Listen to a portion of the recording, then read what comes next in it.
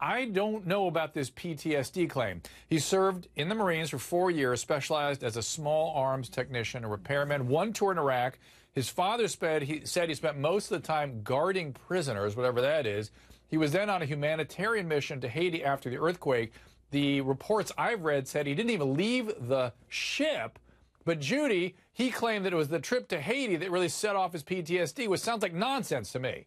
It is nonsense, Dr. Drew. I do wonder about his attorneys and how they're advising him, because I don't think that that's the condition that's going to actually provide a good defense at all. If he wants to provide a good defense, they really need to look at how he behaved during those confession tapes. Not only was he delusional, there were so many other instances that shows that perhaps he wasn't with it just from a general mental status perspective. Right. He was confused. He couldn't follow any line of questioning. Most of what he said was unintelligible. Right. And nobody picked that up. Nobody gave him that official test to see if he was confused due to perhaps the earlier alcohol and drug use that he even reported using that day. Now, so Annalise, you see what we're getting at here, and this is what Judy and I think I agree on this thing, which is that the kind of psychosis this guy has is not like anything typical of a primary psychiatric disturbance.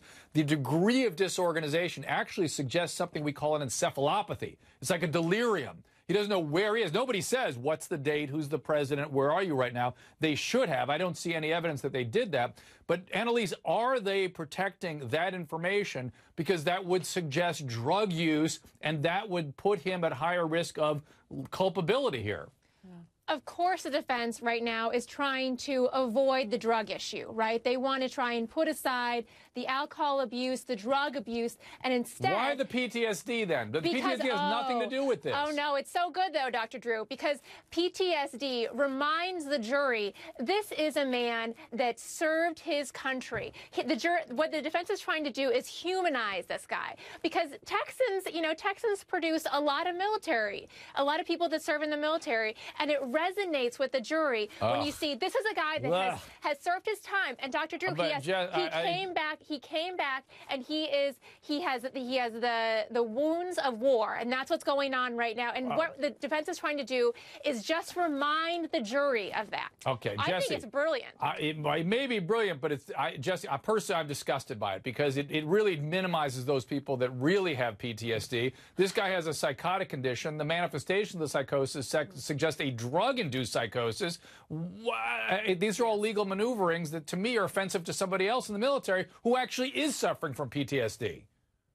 It is a very sleazy move. There are 7 million Americans that have PTSD, and PTSD in itself is an anxiety disorder. It is not something that, and many people on active duty still have PTSD simply because it's manageable. In his particular case, it has been shown that he took shots of whiskey. He inhaled a marijuana laced with other drugs. His own mother said he was on 9 separate medications. So essentially, we've got a guy that has really lost his mind on other levels, and they don't want to address the reality. They want the sympathy factor in there, and that's insulting to myself as a veteran. And they've already had to remove the death penalty because of that.